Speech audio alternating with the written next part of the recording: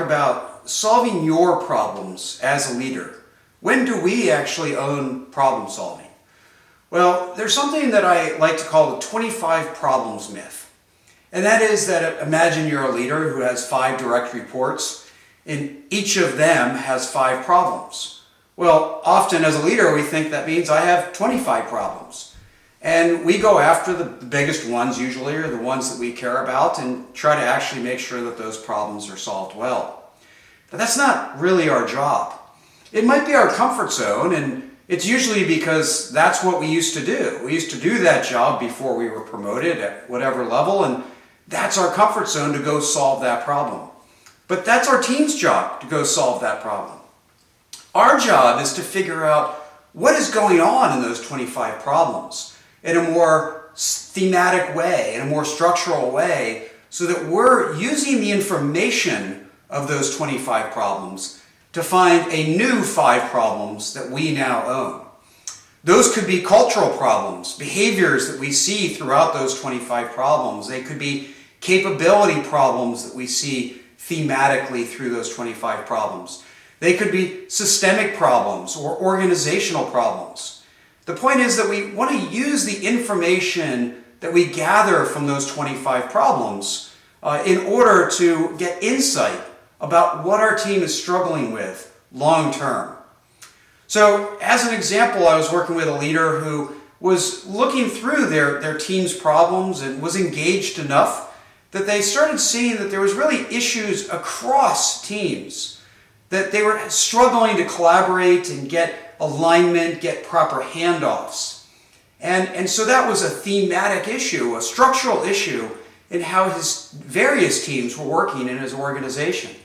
And so then he took ownership of that problem in order to look for the right process, the right cultural solutions, or even the right org design that helps eliminate those connection problems that his team was experiencing time and time again.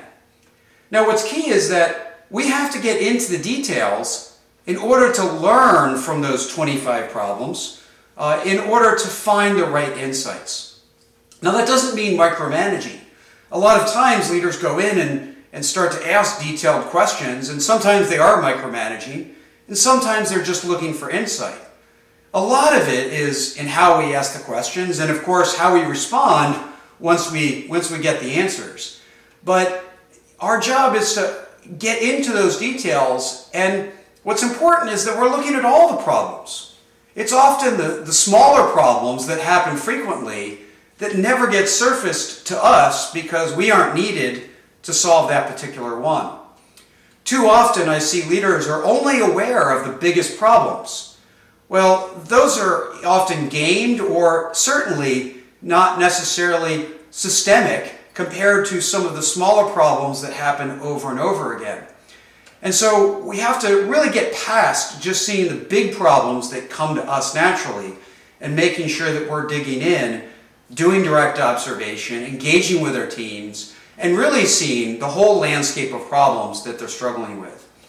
That's where the insight is gained, where we can then generate new problem statements that help us solve the cultural problems, the capability problems, the structural problems that we should be owning as leaders.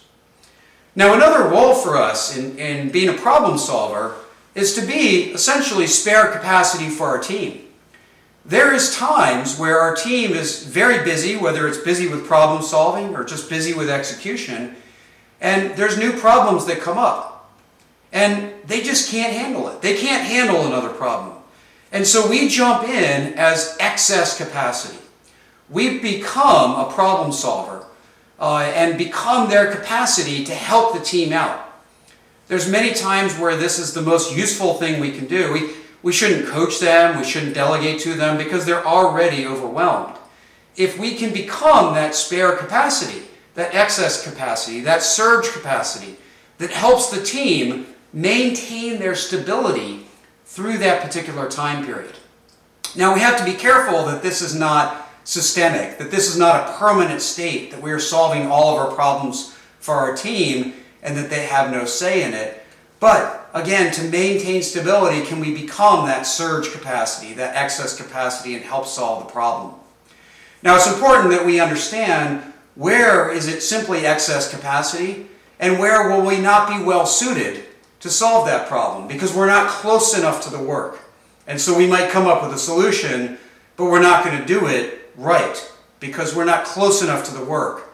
So we have to understand the problem landscape and pick the right problems where we really can add value, really can provide aid to our teams by taking on those excess problems. Now, the last thing in terms of types of problems we should be solving is problem solving or problem solving. So this is sort of going a meta level on our problem solving effort. So as we're engaged in our problem solving, and the best way to do this is as a coach, because now we see how the teams or how the individuals are solving their problems, is to understand what are our gaps in problem solving. It might be a gap around the time or the speed to resolution. It might be around the effectiveness of our answers. It might be around the engagement we have throughout the problem. So the best way to do this is like any other problem solving. Have a clear expectation, have a clear standard, and define a gap as our problem statement. And then go through the same, don't just throw solutions at it, go through the same structured problem solving. Do good problem solving on your problem solving. Start with a problem solving gap, do your investigation, understanding why the gap exists, test out different solutions, and come up with a way to close your problem solving gaps. So be, as a leader, a problem solver of problem solving. And make sure that, like any leader, you own problems, but you own the right ones. Don't disempower your team by taking on their problems, but overcome the 25 problem solving myth, find the right problems for you to own, and of course, role model great behaviors, great capability in your own problem solving for your team.